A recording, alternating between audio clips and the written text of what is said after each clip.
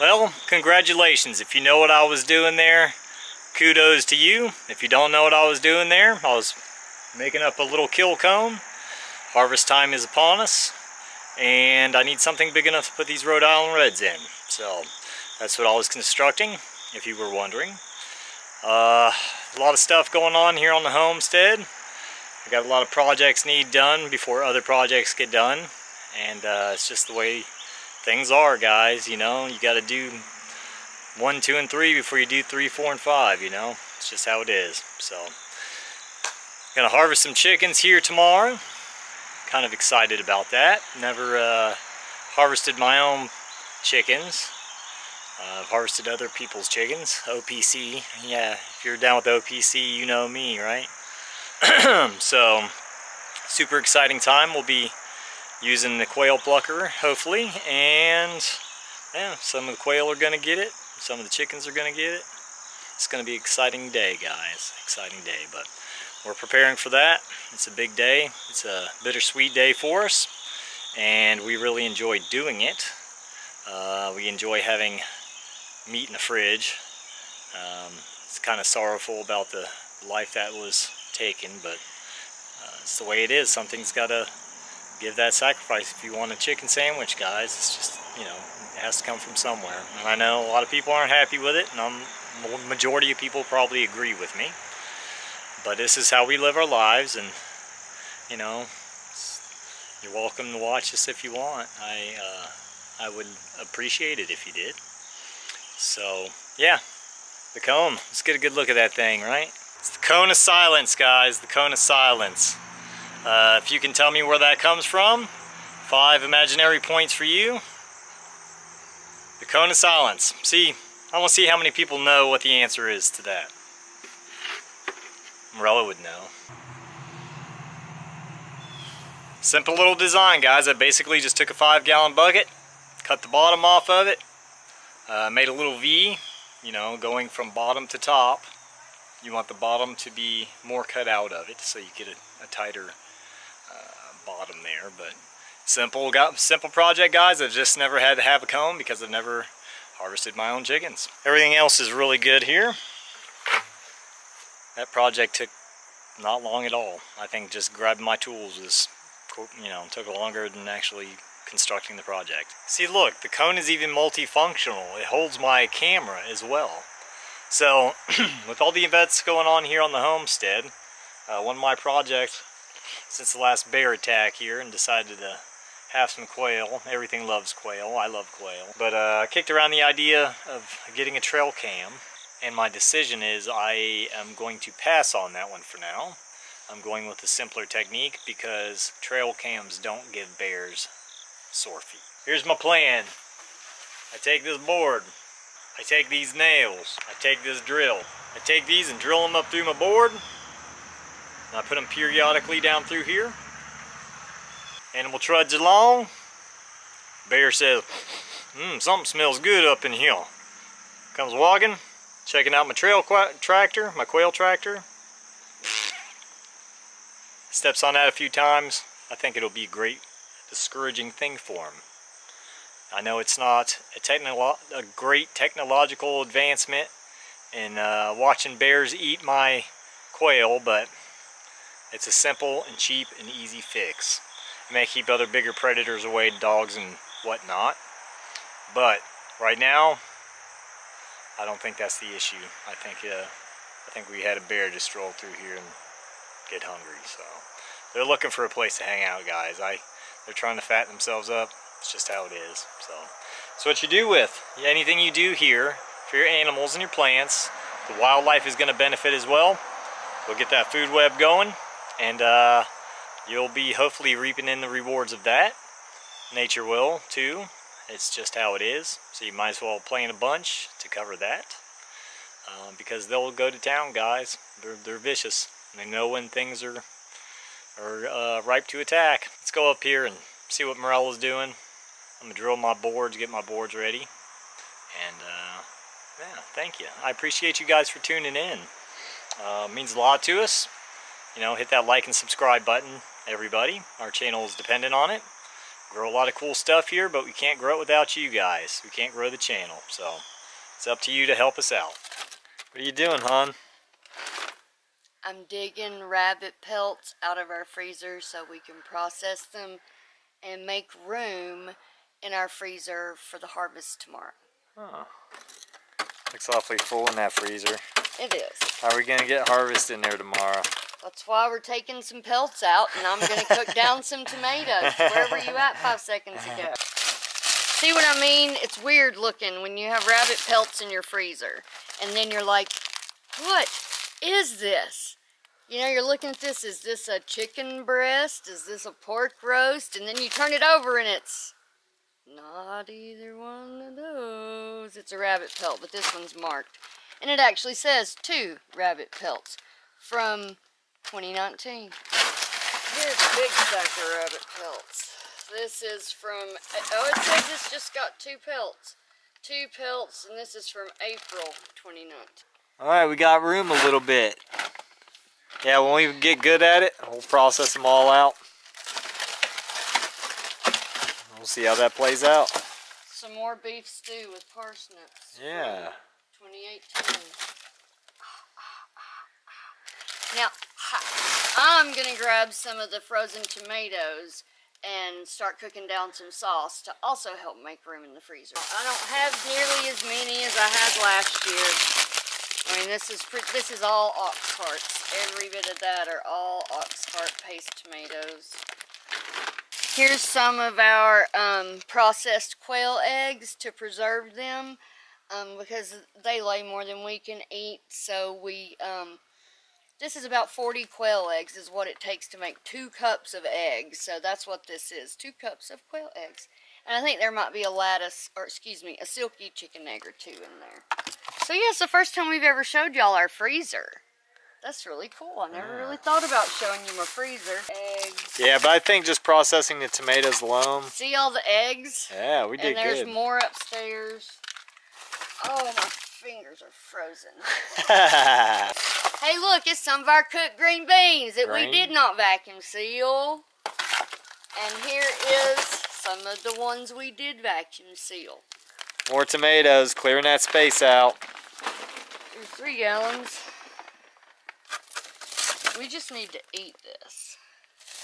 We just need to dump all this in the pot together because it's chicken soup and beef stew, and we need to eat it. Yeah, we'll do it. Oh, my hands. All right. My hands. We'll see you upstairs. See you upstairs. Okay, guys, we carried the tomatoes up and the pelts and the soup and stew we found from 2018 that we should really eat. And I got my stock pot out, put about that much water in the bottom to prevent the tomatoes from scorching, and here they are. Yay! Look at all those beautiful tomatoes. Yay! So they'll cook down on low for the rest of the day or until I decide they're done, and then I will take an immersion blender, blend them up, put them into jars, and water bath can. Let's go pickle a pelt. Okay guys, we are outside on the front porch where Chris has already showed you how to make a kill cone out of a 5-gallon bucket by cutting the bottom of the bucket off. Well, my bucket needs a bottom. Not only does my bucket need a bottom, it needs a lid. So, this bucket down here is just a plain old Lowe's bucket that you can get lids for. That's all it is. It's nothing special. So the first step in this process is to make your brine. And some people call it a pickle, some people call it tanning. It just depends on who you talk to. But the first step of the process is mixing your pickle or your brine. You will need canning salt or pickling salt. Any salt will do as long as it does not have iodine. And the next thing that you will need is alum or aluminum sulfate. And this happens to just be organic and food grade because I found a good deal. So those are the things you need, and water, obviously water. You are pickling, you are making a brine, essentially. So what the ratio is 1 cup of salt to 1 cup of alum in your 5-gallon bucket of water. Now, the directions that I've watched on a YouTube video say to make sure your water is warm, so you know your salt will dissolve. So how we've kind of remedied that problem is I've filled the bucket partially up with cold water straight from our outside tap. And then I have 2 gallons of just pure hot water out of the faucet, and hopefully that will accomplish some warm water. So now we're going to get to mixing. You're also going to need a plate to use as a weight, just like any brine, fermented thing, pickled thing. You need a weight to keep everything under the water, right? Or the brine. So you will also need a stirring implement, preferably not metal. I mean, if it is a stick from your yard, it'll work if it's sturdy enough, you know. Because you will need to stir at least once a day in the first 7 days of this process. So now, let's make the brine.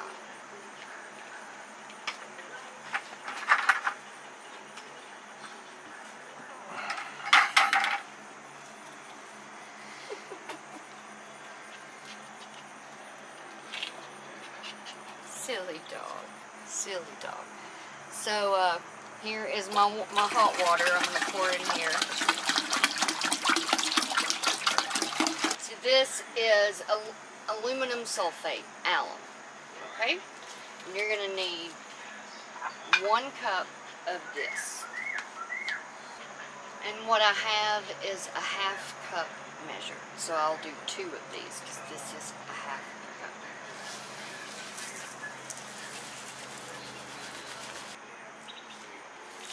Sprinkle it.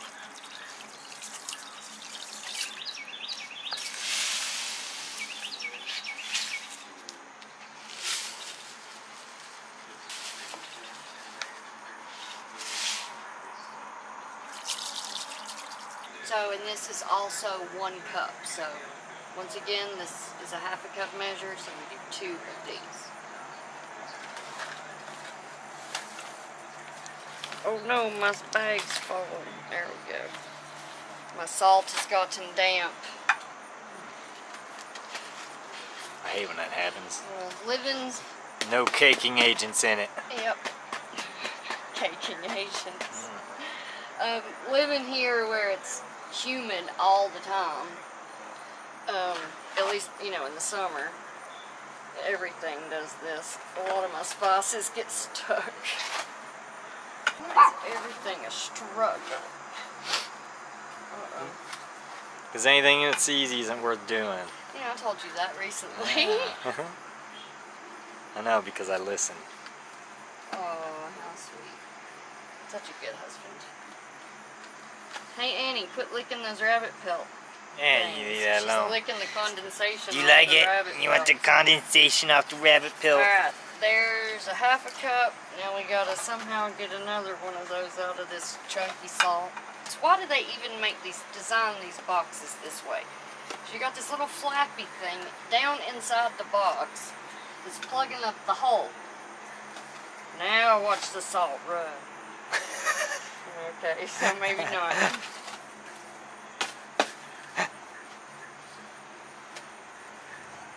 When Morella attacks. I better keep my wrist very straight on that. That sucks, I'm sorry. Well, when I was going... I've had it happen, yeah. I knew it was going to happen, but there was nothing I could do. But your wrist is good, just went wobbly. Yeah, and I didn't have my wrist straight. Yeah. And it kind of owied. That's why if you can ever do that to somebody's hand as they're trying to punch you, yep, it just really hurts them. Yep. You've learned some kung fu today. Oh, shooting monkeys. Okay, there we go. That's going to be... Alright, let's see it. That was a hard-earned... 1/2 cup of salt. 1/2 cup of salt. Now, we're going to give it a stir.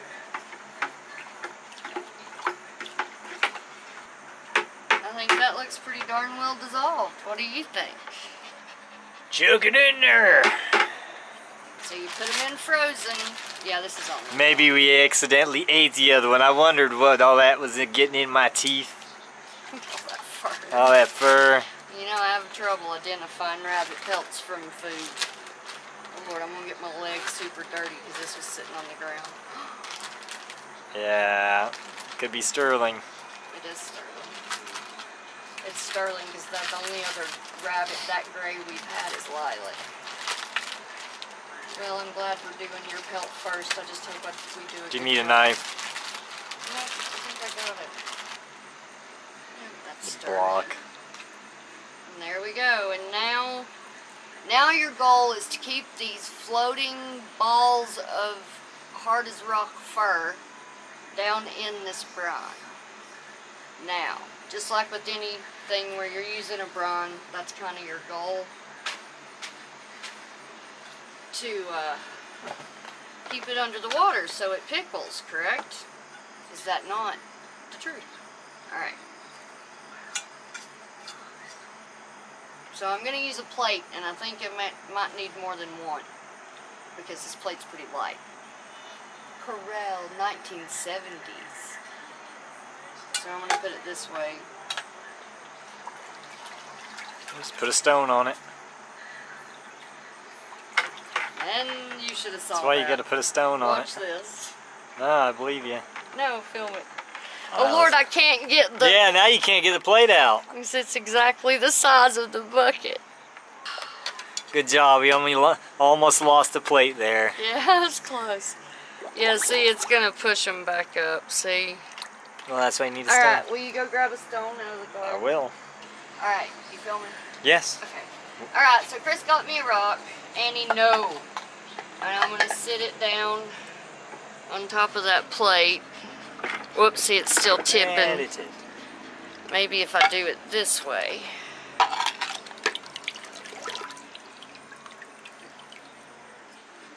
There we go.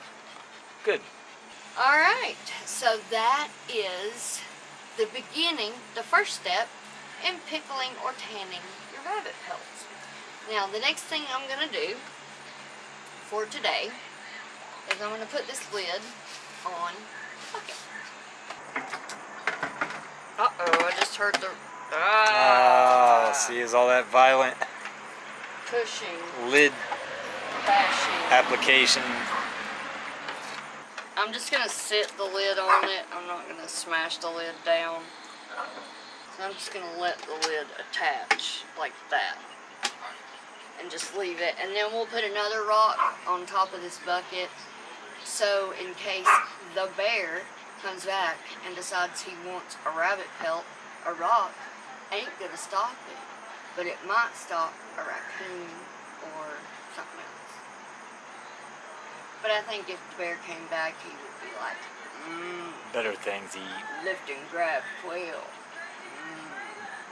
So, Snatch and grab. snatch and grab. Snatch and grab. Snatch and grab. Snatch and grab.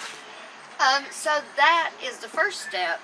And what will happen for the next 7 days, I'm going to put this down at the, I may leave it. I can't decide where I'm going to sit it, but I'm going to sit it somewhere outside some door. And of the front, the back door. And then once a day,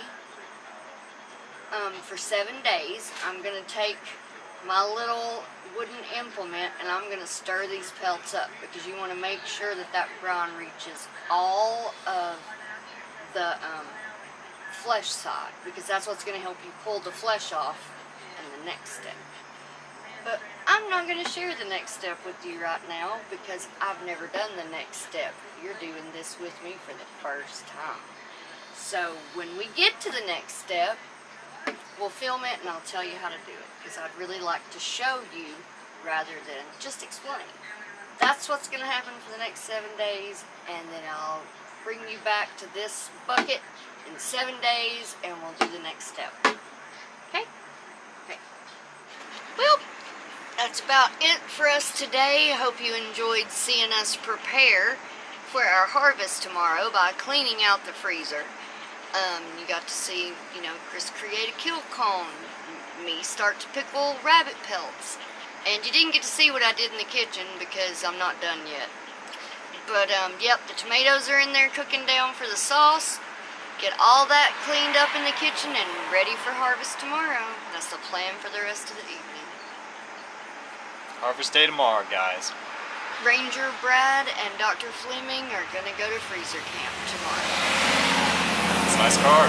That was a super car, and y'all got to see it in the background. That was awesome. That was a nice car. Very nice car. So, anyway, got anything you need to say, honey? We're just doing our thing here on the homestead. I'm glad you all tuned in. We were very productive today, and the day ain't done. And, yeah, I mean, thank you guys. We're so happy to have you here, and I hope you subscribe to the channel. We do it here for you guys. We try to run a great show. So, God bless. See you again here next time at the Blackpack Homestead. And don't forget, if you would like to have your very own Blackpack Homestead screen printed t-shirt by Albert the tech guy, comment below so we can get a number and decide how we're going to go about selling these t-shirts. Thanks so much for tuning in. We'll see you here next time at the Blackpack Homestead. Bye-bye.